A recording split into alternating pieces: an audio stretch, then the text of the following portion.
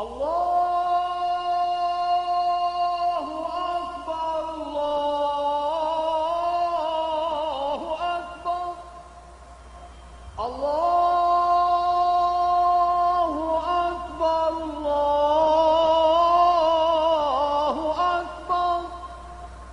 Caire, un muezzin appelle les musulmans à la prière. Dans de nombreuses villes de la planète, cet appel résonne 5 fois par jour.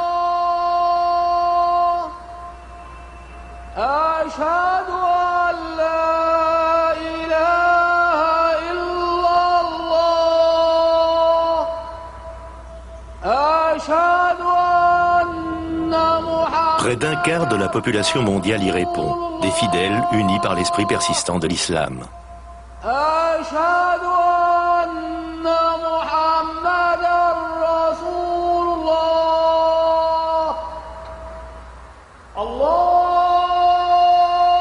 Allah est le plus grand, lance le muezzin.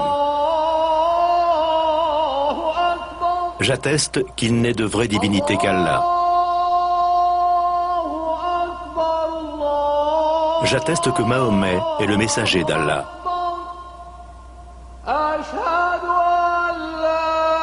Venez à la prière, venez à la félicité. Allah est le plus grand, il n'est de vraie divinité qu'Allah.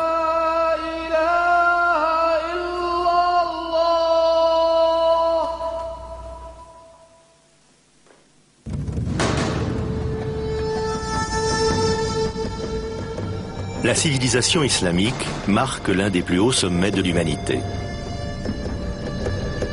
Un pouvoir planétaire fondé sur la seule foi. Une révolution spirituelle qui allait façonner les pays de 3 continents et fonder un empire.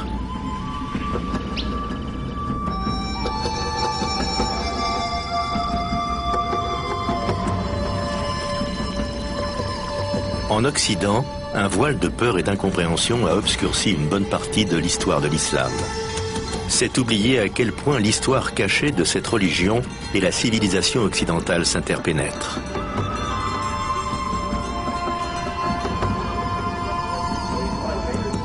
Au cours du Haut Moyen-Âge, tandis que l'Europe s'enténèbre, ce sont les érudits musulmans qui se réclament de la sagesse ancienne des Grecs. Ce sont eux encore qui sèment les graines de la Renaissance, 6 siècles avant la naissance de Léonard de Vinci.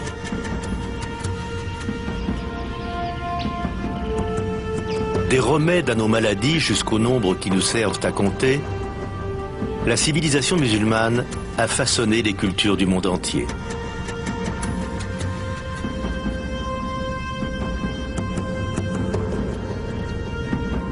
Tout commence par la vie d'un homme ordinaire. Le message profond qu'il véhiculera changera le monde à jamais. Il se nomme Mahomet.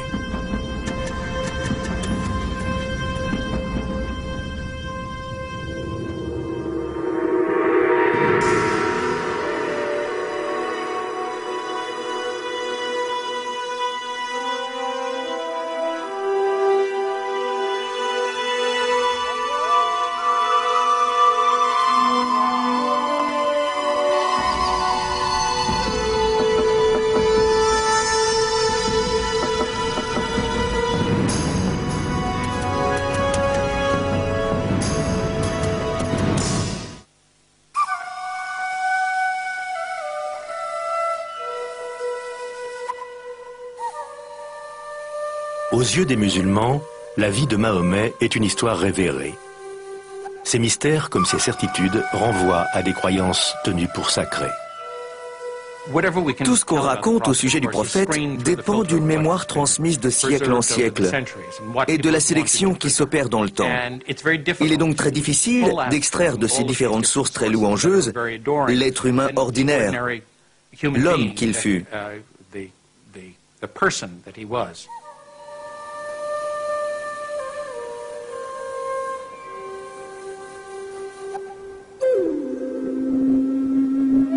Nous savons néanmoins que Mahomet naît dans la péninsule arabe autour de 570 après Jésus-Christ, sur une terre aride, calcinée par le soleil, où les tribus bédouines s'affrontent sans relâche.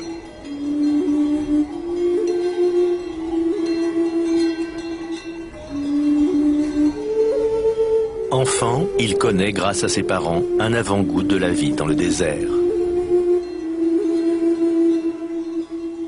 Mahomet était originaire de la Mecque. Mais on l'a envoyé vivre avec les Bédouins parce que même les Mécois considéraient que ces nomades étaient dépositaires de la quintessence de la culture arabe.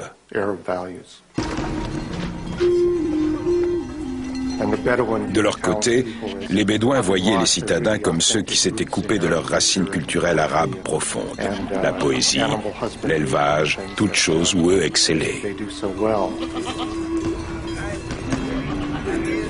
À l'âge de 6 ans, Mahomet a déjà perdu ses 2 parents. Il est alors pris sous l'aile de son oncle, un chef de clan, et viendra occuper la place singulière de l'étranger.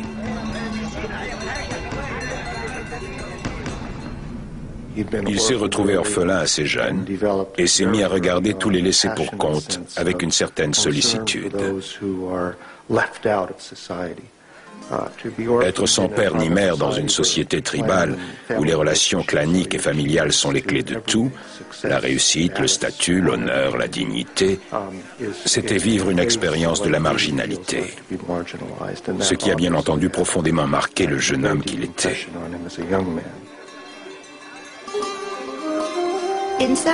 D'un certain point de vue, il était désavantageux de grandir sans parents. Mais en même temps, il s'est adapté. Il a donc eu de nombreux parents, plusieurs pères et mères, ce qui faisait de lui l'enfant de tout le monde. Dans le clan de Mahomet, comme dans toute la société arabe de la péninsule, on se raconte les mêmes histoires depuis des générations.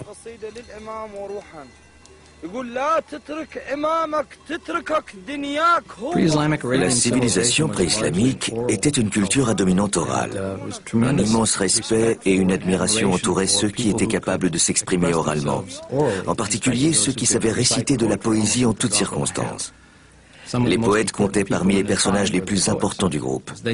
Ils chantaient la gloire de la tribu. Ils racontaient son histoire. Chez les Bédouins, le mot revêt une fonction mystique. Les poètes relient la tribu à ses ancêtres et célèbrent des valeurs immémoriales. La poésie est le ciment de la communauté. Elle célèbre ses victoires, déplore ses défaites.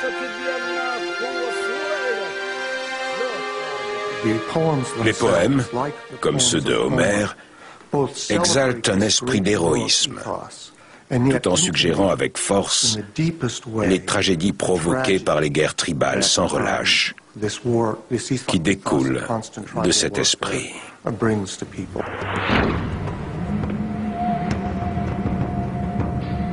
La guerre et le conflit constituent la terrible réalité de l'époque. Mahomet acquiert auprès de son oncle les aptitudes nécessaires à sa survie. Dans un monde où un homme, serait-il prophète, doit savoir manier l'arc et la flèche.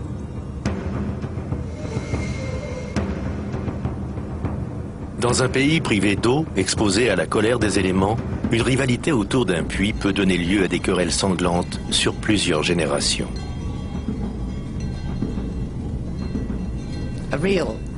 De vraies rivalités, de vraies batailles, quelquefois assez sanglantes, de sorte que les individus faisaient allégeance à leur famille et plus généralement à la tribu. Sans la protection de la tribu, nul n'aurait duré bien longtemps. D'innombrables factions peuplaient la péninsule, toutes engagées dans des conflits violents, chacune défendant ses pâturages, ses routes commerciales et surtout ses puits. Il faut bien voir que les terres sont sèches pour la plupart. L'eau est une ressource rare et considérée comme telle.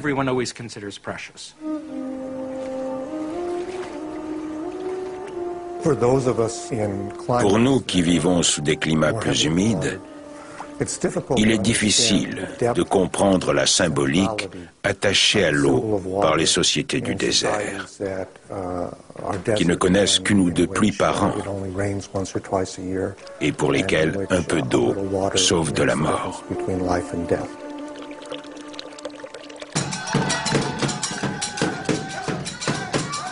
Chaque clan possède ses propres idoles et totems, divinités de l'eau et du vent, du feu et de la nuit. Elles sont entreposées dans une construction de bois, de pierre et de tissu dans la ville caravanière de la Mecque. On l'appelle la Kaaba, du mot arabe qui signifie cube. Les Arabes pré-islamiques vouaient un culte à un certain nombre d'esprits en relation avec la nature, parfois avec des éléments naturels tels que les arbres, les pierres ou les sources. La Kaaba de la Mecque était un sanctuaire qui abritait une collection de divinités. Le patriarche hébreu Abraham aurait, dit-on, édifié lui-même la Kaaba plusieurs siècles auparavant. Et la pierre noire qu'elle renferme serait tombée du ciel. En ces temps agités, la Kaaba offre une retraite paisible. C'est le seul lieu où les Bédouins consentent à observer une trêve avant de retourner guerroyer sur une mer de sable.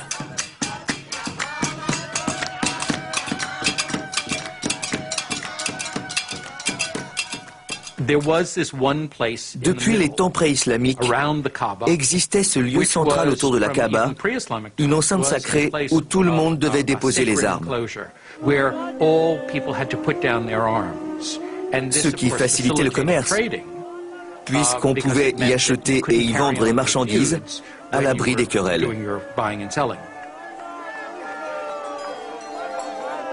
Pour ce qui est des Arabes pré-islamiques, l'importance spirituelle de la Kaaba et de la Mecque est difficile à dissocier de son rôle économique. La Kaaba fait de la Mecque un centre névralgique pour les échanges commerciaux. On y trouve de l'encens arabe, des parfums exotiques, des épices indiennes, des soieries chinoises et du lin égyptien. C'est peut-être l'extraordinaire mélange de cultures qui fait la plus grande richesse de la ville. Il passait dans la ville des gens qui venaient de très loin et avaient de ce fait toutes sortes d'expériences à partager. Il y avait là un mélange de confessions. On trouvait des juifs, des chrétiens et les arabes du désert qui pratiquaient une religion de type animiste. Le monde de Mahomet est un centre économique qui relie la Méditerranée à l'océan Indien. Un trait d'union entre les empires vieillissants de Byzance et de Perse et les grands bazars de l'Inde et de la Chine.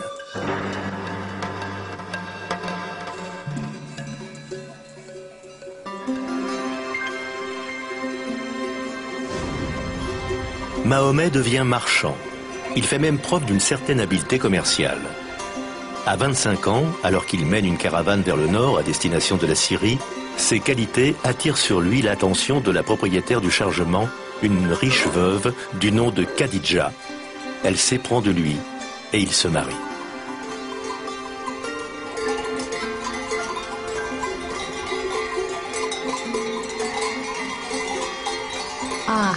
Khadija. Elle était son mentor autant que son épouse. Une femme d'affaires, une femme de tempérament. Mahomet était son fondé de pouvoir. Une collaboration de rêve. Il a dû beaucoup apprendre auprès d'elle. Ils étaient en contact avec beaucoup de marchands originaires de différentes parties du monde qui passaient par la péninsule arabe. C'était un homme très intelligent, je crois, et d'une grande ouverture d'esprit. Il savait échanger avec toutes sortes de personnes. Il devait avoir du charisme aussi. Mahomet est prompt à nouer des liens et il s'entend à résoudre les disputes.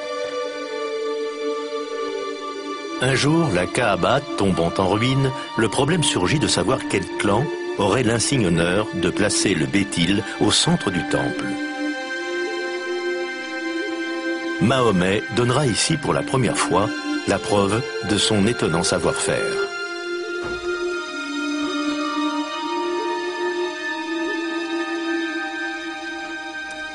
Il assigne aux 4 chefs le soin de tenir un bord du manteau et de soulever la pierre ensemble. En signe de reconnaissance, ils invitent Mahomet lui-même à la poser à son exacte place. Sa droiture et sa loyauté lui vaudront le surnom d'Al-Amin, l'homme en qui on peut faire confiance. Tout indique qu'il s'intéressait de très près aux questions religieuses, auxquelles en ce temps-là une personne ordinaire ne prêtait que peu d'attention. Il discutait avec les sages arabes, chrétiens et juifs, qui vivaient dans la région.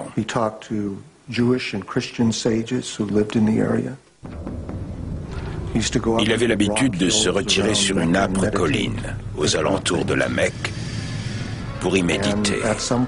Un jour, il a eu une vision, dont on parle de façon très évocatrice et allusive.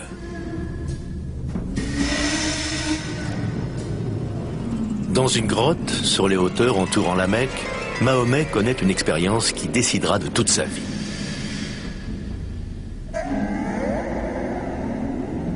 Un ange lui apparaît sous la forme d'un homme, qu'il l'appelle à lire au nom de son Seigneur qui a créé. Le face-à-face impressionne Mahomet autant qu'il le déroute.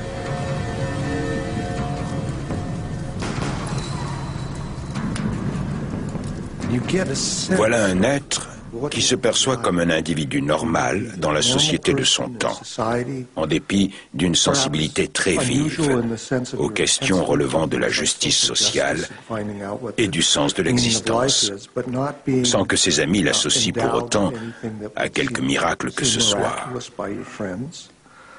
Et soudain, une voix vient à lui, puis sort de lui alors qu'il s'adresse aux autres.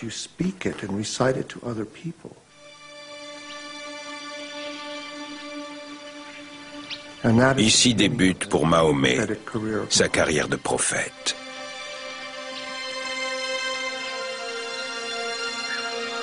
Les mois suivants seront marqués par d'autres révélations, des mots d'un lyrisme puissant, puisés à la plus exquise poésie arabe.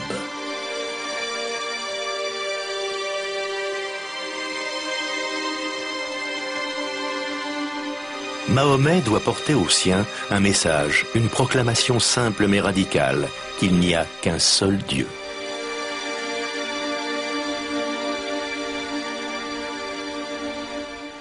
Le dogme central de l'islam est l'unité, l'indivisible unité de Dieu.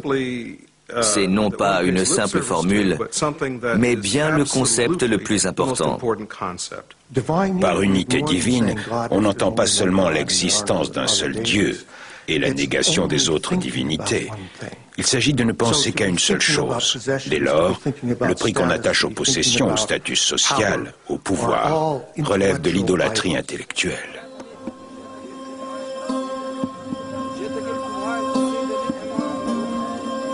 Position lourde de conséquences. De l'unicité de Dieu à celle du peuple, il n'y a qu'un pas à franchir. Fini donc les divisions claniques. C'est une révolution pour les pauvres et les démunis. Il me semble que l'élément primordial de ces premiers enseignements, dont on ne parle guère, tient à l'idéal de justice sociale qu'il défendait. À l'époque, à la Mecque, le fossé se creusait entre les possédants et les déshérités, situation qu'il a dénoncée. Il prônait le partage des richesses. À mon avis, c'est ce message de justice sociale qui lui a permis d'être entendu du peuple. L'islam instaure un nouvel ordre, un nouveau mode de vie dont la beauté repose sur l'égalité entre tous les fidèles. Les noirs, les blancs, les hommes, les femmes, les enfants. Il porte donc en lui cette universalité qui est, à mon avis, la raison pour laquelle il s'est propagé si vite. Alors que Mahomet commence à prendre la parole au sein de sa communauté, son message en touche plus d'un. Son message avait la subtilité et la profondeur symbolique de la grande poésie pré-islamique, celle qui avait donné au peuple d'Arabie une oreille d'une sensibilité extraordinaire à l'expression verbale. L'oralité était en effet un vecteur culturel central. Certains le considéraient comme un poète. Or, une sourate coranique dit en substance que Mahomet n'est pas un poète. La parole du poète est de désir. Cette voix n'est pas celle du désir. C'est la voix de Dieu.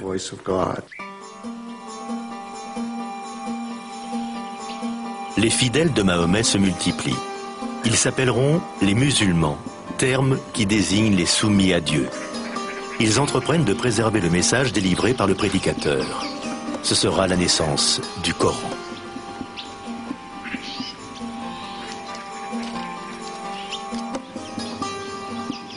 La révélation du Coran a eu lieu sous forme orale. Mais très vite, on s'est aperçu qu'il fallait l'écrire afin d'éviter qu'elle se pervertisse et ainsi garantir la pérennité du message originel. Très tôt, à une date incertaine parce qu'aucun des manuscrits coraniques de cette période ne nous est parvenu, on a commencé à donner au Coran sa forme écrite. Le Coran est une révélation d'enseignement spirituel, des conseils d'ordre à la fois éthique et social. Il a été révélé en langue arabe et le demeure. Ce qu'il y a d'extraordinaire dans le Coran, c'est la simplicité, le naturel. Les pensées cosmiques les plus puissantes s'y expriment sur un mode très intime, si bien que la langue coranique conjugue en permanence force et tendresse. Rien qu'avec des mots, le Coran communique sa vision aux fidèles. Ces images brossent un tableau de l'au-delà qui résonne de toute la tradition poétique bédouine.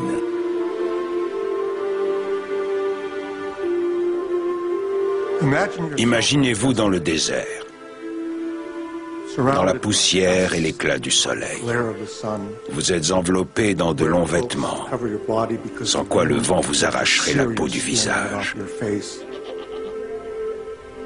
Vous entrez dans une oasis. La température chute brusquement. Un grand calme se fait. Les hurlements du vent cessent. Partout autour de vous, c'est de la verdure et de la couleur. L'univers de l'eau est symboliquement associé au paradis.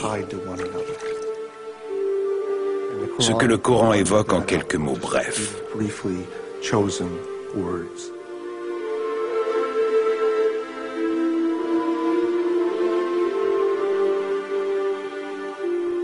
Quelle que soit la place accordée par le Coran à l'image du paradis, Dieu n'y est l'objet d'aucune description. Le mystère reste entier. Il est très difficile de parler de Dieu sans le réifier ou tomber dans l'anthropomorphisme en faisant de lui une projection de nous-mêmes. Si les musulmans se méfient de la statuaire, par exemple, c'est parce qu'ils y voient un danger. Le Coran déjoue ce piège en changeant constamment de pronom, de manière qu'on ne puisse réifier Dieu ou se former de lui une image physique. Plus qu'une image physique de Dieu ou de Mahomet, c'est la beauté du Coran lui-même que l'islam célèbre. L'islam s'est développé dans un contexte où l'image n'était pas valorisée. La révélation du Coran tient lieu de représentation de Dieu sur terre. Dès les débuts de l'islam, la seule représentation valable de la parole divine était le Coran lui-même, et non une figuration de Dieu, puisqu'il était interdit de le représenter, encore moins une image de Mahomet, puisqu'il ne relevait pas du divin.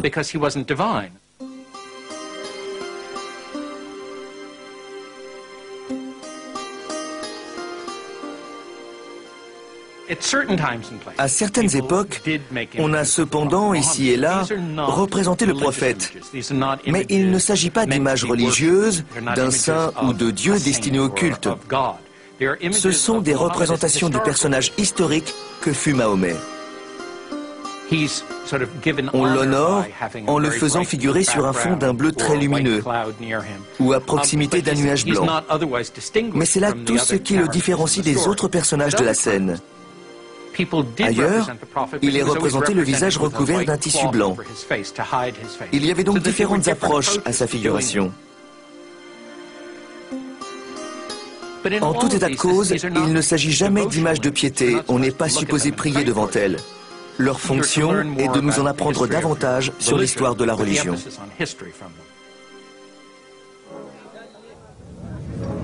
Face au développement de la communauté mahométane, l'opposition elle aussi se renforce. Il y avait bien entendu des sceptiques qui disaient « Écoutez, si vous êtes un prophète, où est votre miracle? Moïse a fait des miracles. Jésus en a fait. Où est le vôtre ?» La réponse coranique à cette mise en demeure, c'est « Le voici votre miracle. » Ce Coran. Mais il en faut plus à ceux qui se définissent par les dieux de leurs ancêtres et les totems de leur clan. L'idée d'une vie dans l'au-delà les scandalise et alimente fort activement leur scepticisme.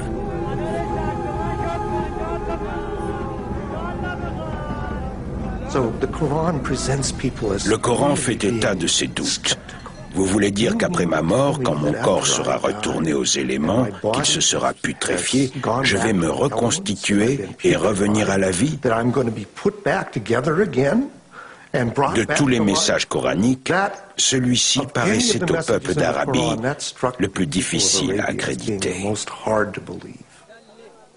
Mahomet parle aussi de la damnation éternelle pour ceux qui se rendent coupables d'injustice. Il emploie l'imagerie de l'Apocalypse, évoquant les signes de la fin des temps, lorsque les montagnes s'écrouleront, que le ciel s'enroulera sur lui-même comme des manuscrits. Alors seulement, nous saurons de quels actes nous devrons répondre. Il existe des allusions à ceux qui sont injustes. Ils finissent dans les flammes. Le jugement divin invoqué par le prophète indigne les non-croyants. Le démantèlement de leur héritage et de leurs coutumes les dérange profondément.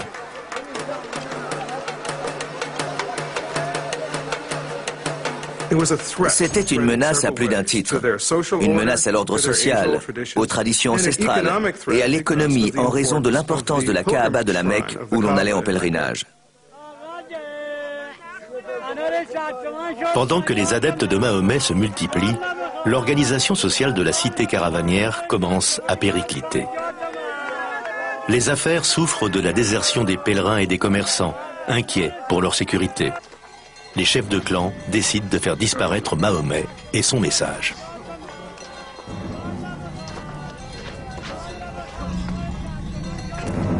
Ils ne voulaient pas le voir prendre le pouvoir et les dessaisir du contrôle de la ville. Ils lui ont compliqué la tâche. Ils ont peut-être même comploté en vue de son assassinat. Ils ont essayé de le tenir à l'écart de la Kaaba et fait tout ce qu'ils pouvaient pour le chasser de la ville. Ils exigent de l'oncle de Mahomet qu'il lève la protection clanique dont bénéficie le prophète, ce qui faciliterait son meurtre sans avoir à craindre de représailles. Mais son oncle refuse. Sa position équivaut à une déclaration de guerre. Ce conflit entre clans ne connaîtra plus désormais d'arbitrage que par la force.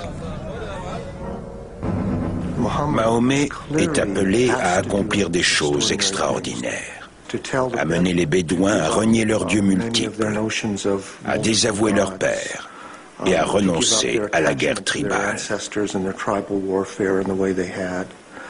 Des demandes qui ont abouti, comme c'était prévisible, au mépris, à la persécution et aux violences qu'il a endurées.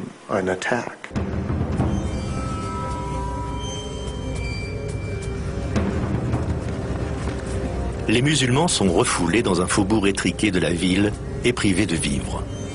Ceux qui ne bénéficient pas de la protection du clan seront torturés et abattus.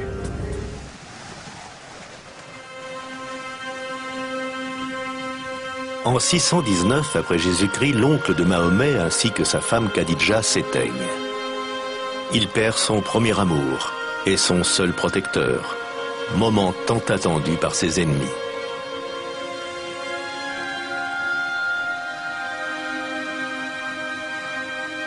Mais Mahomet et les siens trouvent refuge dans la luxuriante oasis de Yathrib, au nord de la Mecque. Des tribus rivales en situation de lutte endémique y recherchent un arbitrage extérieur.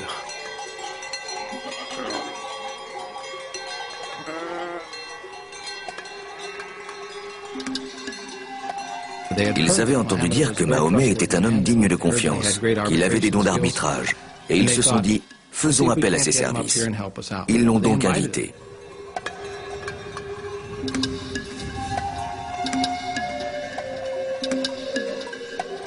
Mahomet accepte de se rendre à Yathrib pour y régler leurs différends, en échange de l'asile offert aux siens.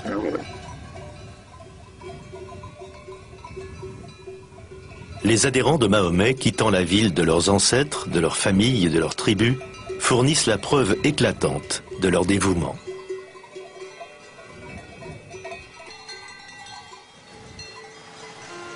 C'est l'acte fondateur d'une nouvelle communauté, d'une nouvelle tribu.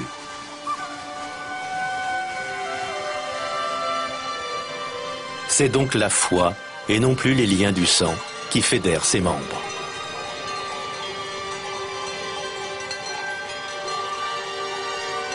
Ce seul déplacement d'une caravane d'un lieu à un autre marque les débuts de l'ère islamique.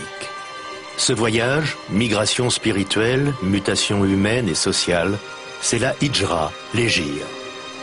Nous sommes en 622 du calendrier chrétien, première année du calendrier islamique.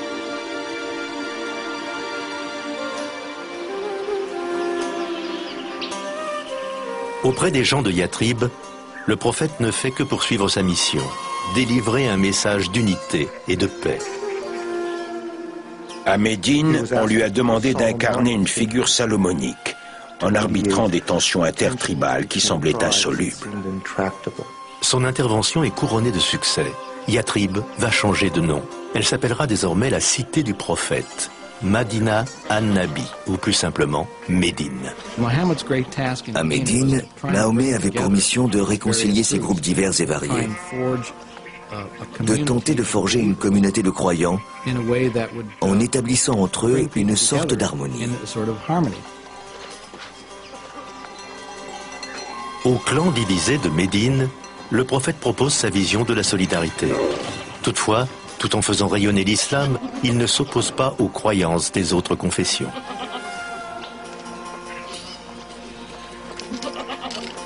L'islam s'inscrit dans un rapport aux autres religions révélées, le judaïsme et le christianisme. Ces adeptes sont traités comme des gens du livre sacré. On y trouve la croyance selon laquelle Dieu et sa parole se sont révélés à l'humanité à plusieurs reprises. À Moïse, à Jésus. Mais à chaque fois, les gens se sont perdus.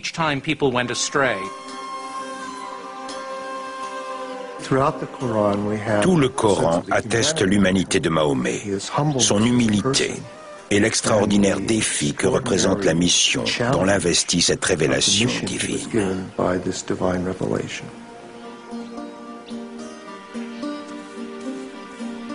À mesure que se développe la communauté musulmane médinoise, une vie faite de dévotion et de rites s'impose. Un esclave abyssinien affranchi nommé Bilal sera le premier muezzin à appeler à la prière qui a lieu au domicile de Mahomet. Allahu Akbar, Allahu Akbar. C'est la première mosquée.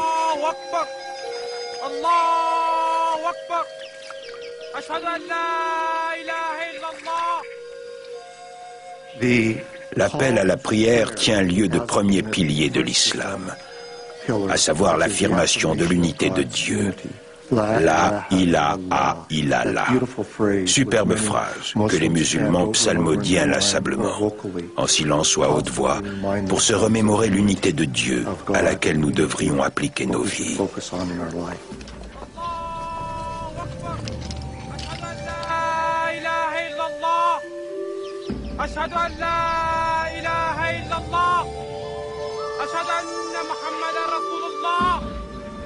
La prière collective est une bonne chose.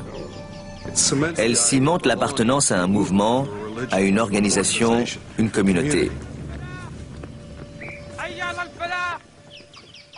Il s'en dégage une force incroyable, même aux yeux d'un incroyant ou d'un fidèle d'une autre religion.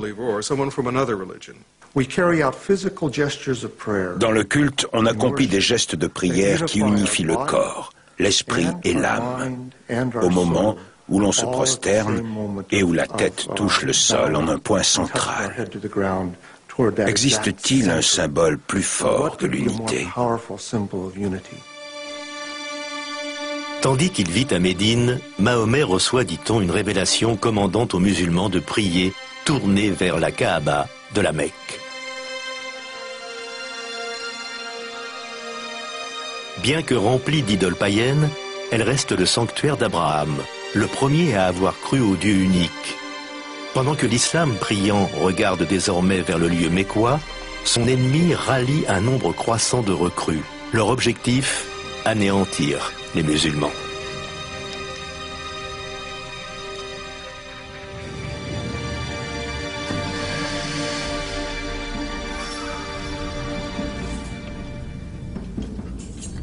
Les alliés de Mahomet commencent donc à s'armer.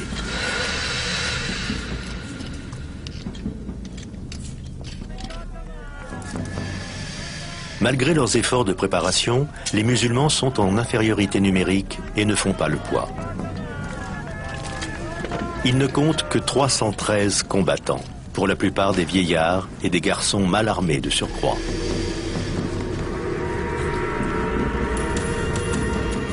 Les Mécois, en route pour Médine, en revanche, le sont fortement et totalisent 1 millier d'hommes. Pendant des années, Mahomet s'est évertué à convertir les Mécois à l'islam par des moyens pacifiques.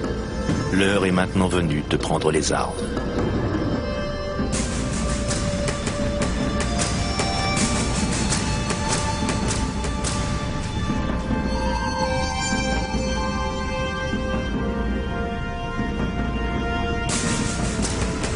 Les musulmans s'affrontent à leur propre tribu, frères contre frères, fils aux prises avec leur père. Une force les anime cependant, celle que donne la ferveur religieuse. Ils se battent avec la conviction d'être guidés par la volonté de Dieu.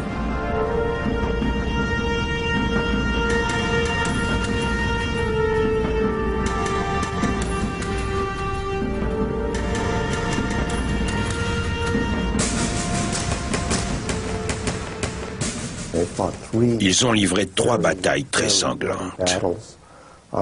La jeune communauté musulmane a frôlé son anéantissement.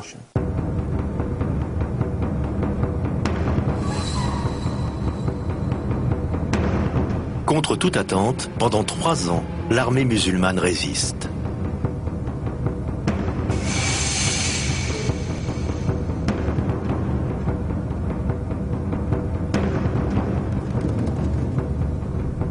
La rumeur des combats parvient aux tribus bédouines, qui voient dans les victoires de Mahomet la main de Dieu.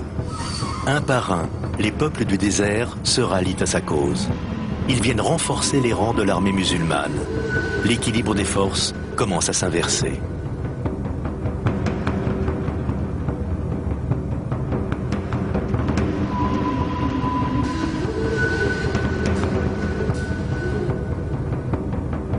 Les forces musulmanes s'avancent jusqu'aux abords de la Mecque.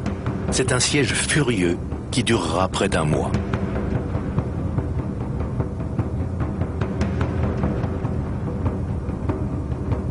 Jusqu'à ce que la ville tombe enfin aux mains de Mahomet.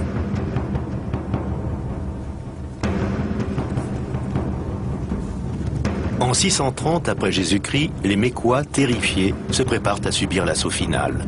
Désormais forte de 10 000 soldats, l'armée de Mahomet rentre à la maison.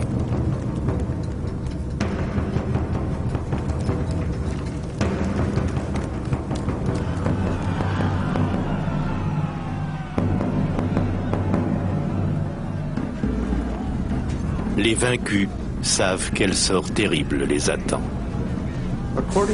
L'art militaire tribal promettait aux Mécois une vengeance meurtrière. En général, on tuait les hommes. On réduisait en esclavage les femmes et les enfants.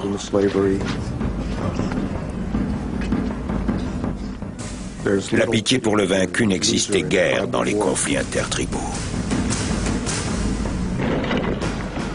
Ce qui se vérifiait partout sur la planète.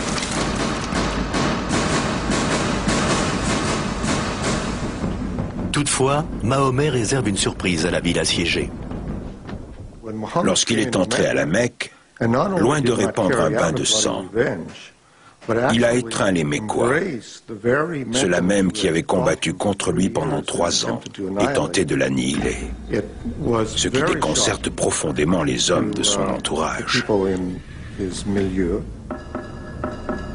Du reste, au fondement même de la religion, on trouve de tels épisodes de générosité, souvent des gestes d'une bonté et d'une mansuétude extraordinaire. Mais les Mécois n'échapperont pas tous à la colère de Mahomet. Enivrés par la victoire, ses troupes marchent droit sur la Kaaba.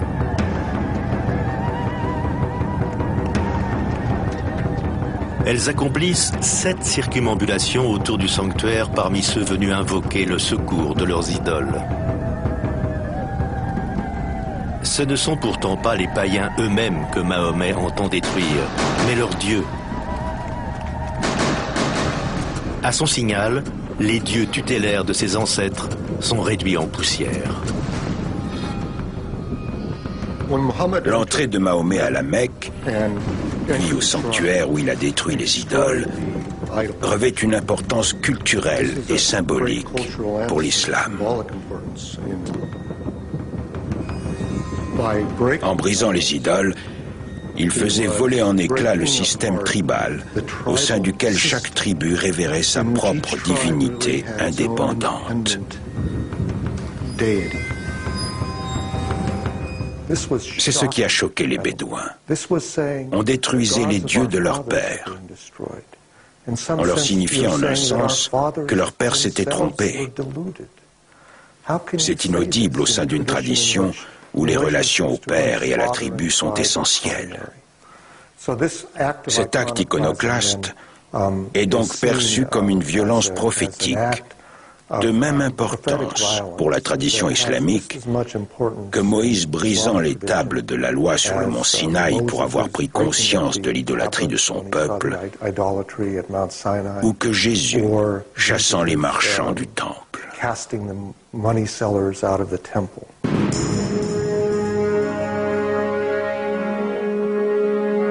La destruction des idoles marque un nouveau commencement, une rupture avec le passé et la création d'une force puissante. La Mecque n'est qu'un premier pas.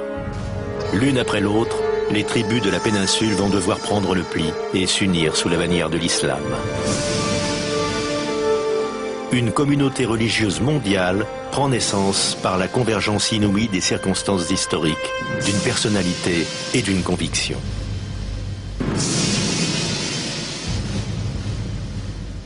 Mahomet a instauré un sens de la solidarité, un sens de la mission. Il a réuni tous les segments séparés de la société arabe, qui par la suite rayonneront vers l'Est, l'Ouest, le Nord et le Sud.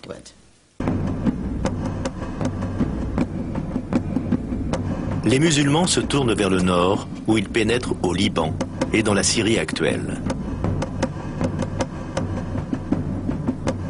Ils envahissent l'Égypte à l'ouest et bientôt l'Afrique du Nord, dressant des fortifications le long de la côte méditerranéenne. Seules les mers les arrêtent.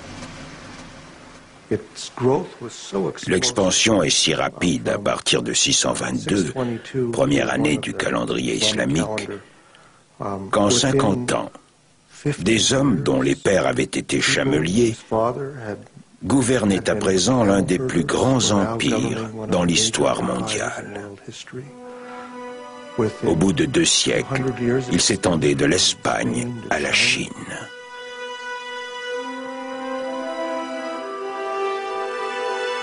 Les musulmans absorbent l'empire sassanide d'Iran et les 2 tiers de l'empire chrétien byzantin. Désormais, leur empire dépasse celui de Rome. Il va du Maroc à l'ouest jusqu'à l'Indus, à l'est, qui marque aujourd'hui la frontière indienne.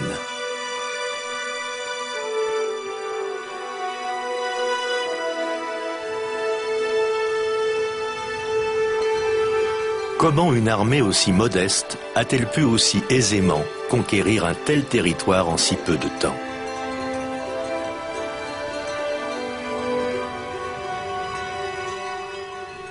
L'extension de l'islam au Moyen-Orient et en Afrique du Nord est en grande partie due à l'usure des régimes en place. L'idée que les musulmans convertissaient tout le monde sous la menace de la mort ne correspond pas à la réalité. Il ne gouvernait pas d'une main de fer.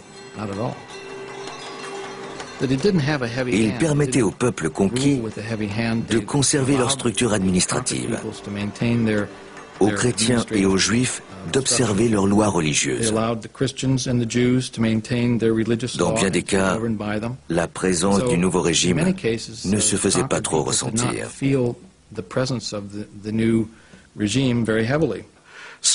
Il est certain que pour des individus exploités ou tyrannisés par un clergé oppressant, voire parasite, l'idée d'une religion indépendante de tout sacerdoce a dû paraître très séduisante.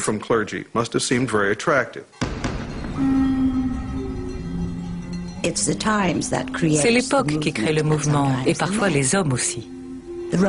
L'Empire romain était divisé, l'Empire byzantin trop faible. On éprouvait le besoin d'une nouvelle vision, d'un nouveau regard sur la vie. Je crois que la mission de Mahomet a rempli ce vide au sein des sociétés de l'époque. Les gens étaient en attente de certaines formes de solidarité.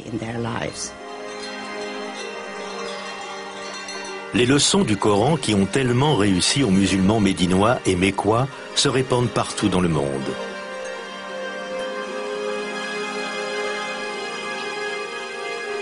Lors de la conquête de la Syrie, les musulmans accomplissent leur prière du vendredi dans l'église Saint-Jean-Baptiste de Damas, laissant aux chrétiens leur service du dimanche.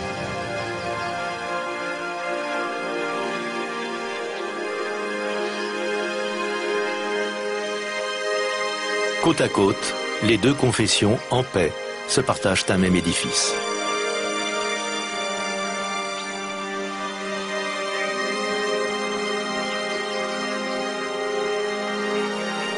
Puis, s'étant accrue, la communauté musulmane rachète aux chrétiens leur vieille église, sur le site de laquelle elle érige une immense mosquée.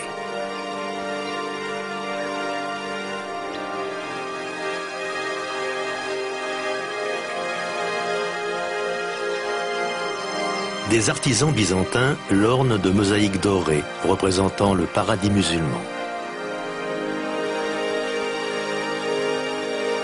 La grande mosquée de Damas servirait de modèle à celle qu'on allait construire à travers l'Empire.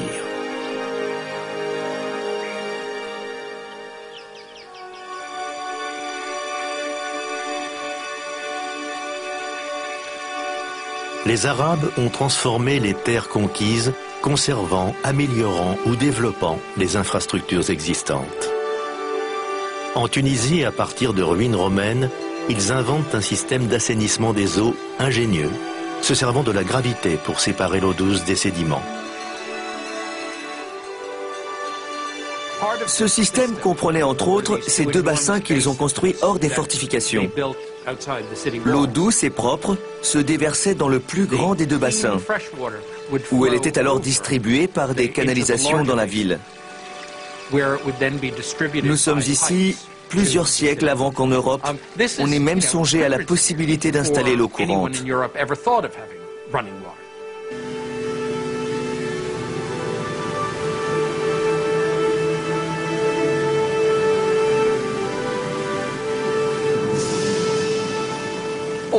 Partout, on trouve des procédés pour faire venir l'eau des montagnes, où il y en avait plus que dans les plaines. Ainsi renaissent des systèmes d'irrigation compliqués, dont on remplit d'eau les anciens aqueducs de pierre.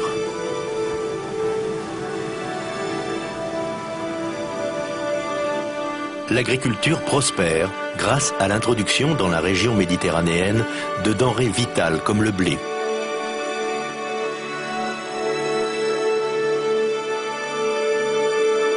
Mais c'est dans la ville sainte de Jérusalem que les musulmans signent leur exploit le plus monumental. Le premier chef-d'œuvre de l'islam est le dôme du rocher. Il a été construit dans une ville déjà sainte pour les chrétiens et les juifs. Le monument est spectaculaire. La signification de ce lieu saint, comme celle de la Mecque et de la Kaaba, remonte à Abraham ou Ibrahim. C'est sur le rocher que renferme le sanctuaire qu'il aurait sacrifié son fils. Le bâtiment est censé rivaliser en beauté avec l'église du Saint-Sépulcre, située non loin de là où Jésus aurait été enterré. Le dôme du rocher se signale par sa perfection. On révérait ce site comme un lieu tenu pour sacré par Abraham et Isaac. Imaginez ces nouveaux venus qui s'emparent de ce terrain de premier ordre. Ils construisent, en l'honneur d'une nouvelle religion, un édifice qui se dresse sur une montagne et brille au soleil sous les yeux de tout le monde. Ce n'est pas anodin. Il s'agit d'un geste important, fondateur. L'islam est là pour durer. En un siècle, la vision de Mahomet a transformé les cartes spirituelles et politiques de la planète. Ses fidèles ont établi un empire plus vaste que celui des Romains. Mais le prophète disparaîtra trop tôt pour le voir.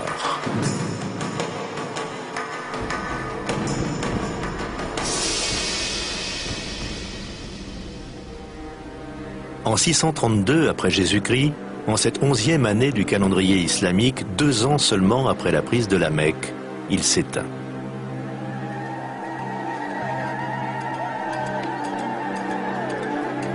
À Médine, le désarroi est profond. Des jours durant, la ville endeuillée se livre à des cérémonies funéraires. On sait qu'il a demandé à être enterré très simplement, sans aucune inscription sur sa tombe. Il ne voulait pas qu'on vienne prier sur sa tombe pour qu'on ne se détourne pas du culte divin. Dieu n'avait parlé aux siens que par son intercession. Abandonné de lui, il le serait peut-être aussi de Dieu. La mort de Mahomet a déclenché une crise dans la jeune communauté islamique. La question de sa succession est la première dont on s'est préoccupé. Les opinions divergeaient quant au choix d'un nouveau chef. Pour les chiites, la secte des partisans d'Ali, Mahomet avait désigné comme successeur Ali, son beau-fils et cousin.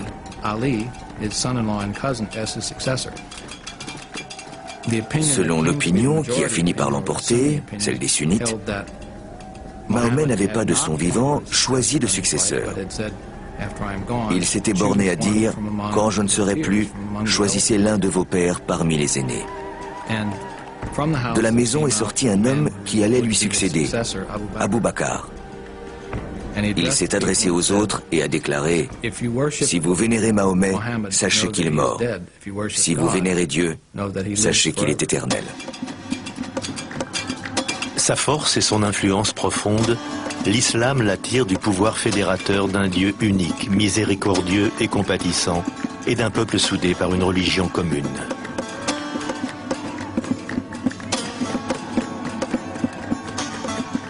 Ce n'est pas Mahomet qui a mené la conquête ni créé l'empire qui vient au jour, mais le pouvoir transfigurateur de son message.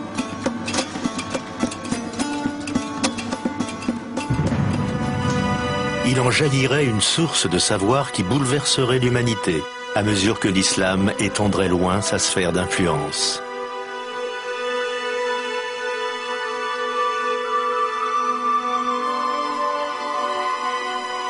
Un nouvel âge attend maintenant les musulmans, qui les destinent à un islam des Lumières, à de nouveaux horizons, ainsi qu'à un choc entre grandes puissances comme le monde n'en a jamais connu.